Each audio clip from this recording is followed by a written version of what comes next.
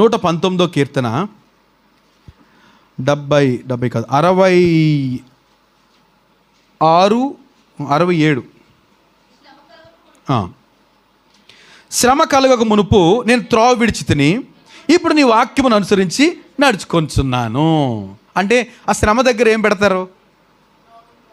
ఏమి ఇష్టం మీకు ఏం వచ్చినది పెట్టుకోండి కదండి. నాకు నడుము నొప్పి వచ్చింది, నేను అంటాను నడుము నొప్పి రాకమునుపు త్రోవ విడిచి తిరిగి తిని, ఏమో ఖచ్చితంగా నాకు రాగానే ఏం ఆలోచించాలి? నేను కరెక్ట్గా లేనేమో, ఏదైనా పాపమా? ఒకటి పాపం అయితే ఒప్పుకోవాలి, పాపం కాదా ఇంకోటి ఏంటి మరి? త్రోవ, ఆయన త్రోవలో కరెక్ట్గా ఉన్నాను లేదా?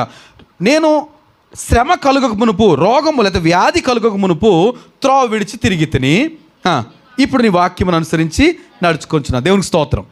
ఏమండి, ప్రభుకి ఏది ఇష్టం? మనం ఆయన వాక్యాన్ని అనుసరించి నడుచుకోవడం చాలా ఇష్టం.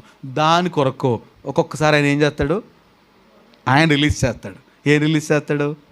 వ్యాధి, రోగం.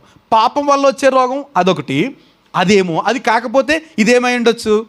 అయితే పాపం వల్ల మనకు వచ్చిన బలహీనత, రోగము, వ్యాధి. అలా కాకపోతే ఇంకోటి ఏంటి? మనం ఆయన మార్గంలో స్థిరపడతామని ప్రభు అనుమతించిన రోగము, వ్యాధి, బాధ. అర్థమైందండి రెండో పాయింట్. ఎందుకంటే రెండోది మనము ఆయన మార్గంలో స్థిరపడతామని. శ్రమ కలగక మునుపు నేను త్రోవ విడిచి తిరిగాను, నా ఇష్టానుసారంగా తిరిగాను, ఎవరి మాట పట్టించుకోలే.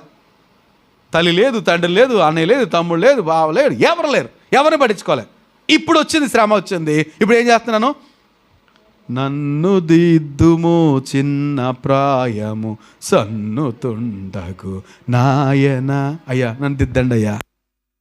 కనుక ఎప్పుడైతే దారి తప్పిపోయామో అది శ్రమ ఎందుకు వస్తుందంట? శ్రమ ఎందుకు వస్తుంది? మనం త్రోవలో సరైన మార్గంలో పెట్టడానికి. మనం సరైన మార్గంలో ఈ శోధన వచ్చింది. సో ఎప్పుడైతే మనం కరెక్ట్ చేసుకున్నామో ఏమవుతుంది?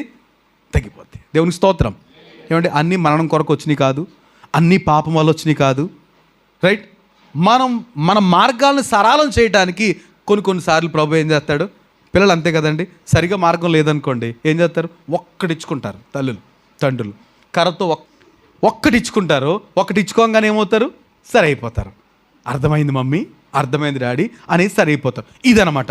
సో మొదటి కారణం పాపము, రెండో కారణం మన మార్గాల్లో మన త్రోవలు సరళం చేయడానికి ప్రభు అనుమతించిన రోగము, వ్యాధి, బాధ. Got it? అర్థమైంది కదండి? దేవునికి స్తోత్రం.